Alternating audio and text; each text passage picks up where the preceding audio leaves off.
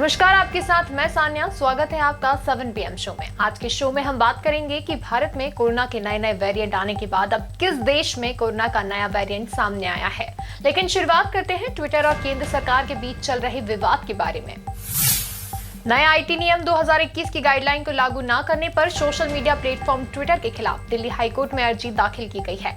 यह अर्जी दिल्ली हाईकोर्ट और सुप्रीम कोर्ट के वकील अमित आचार्य ने दाखिल की है। अर्जी में आचार्य की तरफ से मांग की गई है कि सोशल मीडिया प्लेटफॉर्म होने के नाते ट्विटर पर अपने कानून और कार्रवाई कर्तव्यों का पालन करना चाहिए। साथ ही याचिका में उन्होंने इसे आईटी नियम 2021 का उल्लंघन बताया है। अब इस याचिका पर सोमवार को हाईकोर्ट में सुनवाई हो सकती है। भारत और न्यूजीलैंड के बीच 18 जून से होने वाले पहले वर्ल्ड टेस्ट चैंपियनशिप फाइनल को लेकर इंटरनेशनल क्रिकेट काउंसिल ने अपना फैसला सुना दिया है। आईसीसी का कहना है कि मैच ड्रॉ या टाई रखने पर इसका फैसला अलग से नहीं किया जाएगा, बल्कि दोनों टीमों को संयुक्त रूप से विजेता माना जाएगा। फाइनल साउथहैम्पटन के द एजिस बाउल मैदान पर 18 से 20 जून के बीच खेला जाएगा। देश विदेश में कोरोना की स्थिति को देखते हुए सरकार ने अंतर्राष्ट्रीय उड़ानों पर प्रतिबंध को जारी रखने का फैसला किया है। डीजीसीए के ताजा नोटिफिकेशन के मुताबिक अंतर्राष्ट्रीय उड़ानों पर अब 20 जून 2021 तक प्रतिबंध जारी रहेगा। पिछले महीने ही प्रतिबंध को 31 मई तक के लिए बढ़ाया गया था। नोटिफिकेशन में कहा गया है कि कार्गो और अन्य अनुमति प्राप्त उड़ानें पहले की तरह जारी रहेंगी। इसके अलावा वंदे भारत मिशन और ट्रैवल बबल वाली सभी शेड्यूल फ्लाइट पहले की तरह उड़ान भरती रहेंगी। शुक्रवार को सुप्रीम कोर्ट में 12वीं की बोर्ड परीक्षा रद्द करने को लेकर सुनवाई हुई। इस दौरान जस्टिस एएम खानविलकर और जस्टिस दिनेश माहेश्वरी की पीठ ने सुनवाई की। उन्होंने पिटिशनर एडवोकेट ममता शर्मा से पूछा कि क्या सीबीएसई के वकील को याचिका की एडवांस कॉपी दी गई थी। इस पर उन्होंने कहा कि वह कॉपी आज बोर्ड को भेजेंगी।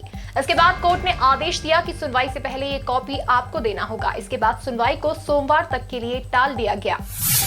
देश में हर इंसान को इस साल के अंत तक कोरोना वायरस का टीका लग जाएगा। केंद्रीय मंत्री प्रकाश जावड़ेकर ने कांग्रेस नेता राहुल गांधी पर हमला बोलते हुए शुक्रवार दोपहर को ये बात कही है।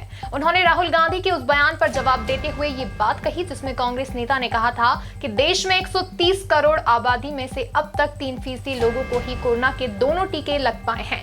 जावड़ेकर ने राहुल गांधी पर हमला बोलते हुए कहा कि उन्हें कांग्रेस शासित राज्यों की तरफ से देखना चाहिए जहां टीकाकरण में खामियां हैं। इंडियन मेडिकल एसोसिएशन उत्तराखंड ने बाबा रामदेव को बहस के लिए चुनौती दी है। बाबा रामदेव से पूछा है कि वो बताएं कि किन एलोपैथी अस्पतालों में इलाज को पतंजलि की दवाएं दी गई हैं।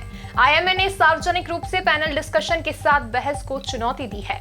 बाबा रामदेव और आईएमए का विवाद लगातार तूल पकड़ता जा रहा है। बाबा रामदेव की ओर से एलोपैथी को चुनौती देने के बाद लगातार आईएमए आक्रामक रुख अपनाए हुए है। शुक्रवार को उत्तराखंड आईएमए की ओर से 2 पत्र बाबा रामदेव को भेजे गए हैं। ऑस्ट्रेलिया के विक्टोरिया राज्य में कोरोना के नए वेरिएंट V1.617 के 13 मामले मिलने से हड़कंप मच गया है। गुरुवार को इन मामलों की संख्या 27 पहुंच गई है। इससे संक्रमित एक व्यक्ति को वेंटिलेटर पर भी रखना पड़ा। अब तक इन 27 लोगों के संपर्क में 10,000 लोग आ चुके हैं, जिसके बाद विक्टोरिया में 7 दिन का सख्त लॉकडाउन लगा दिया गया है।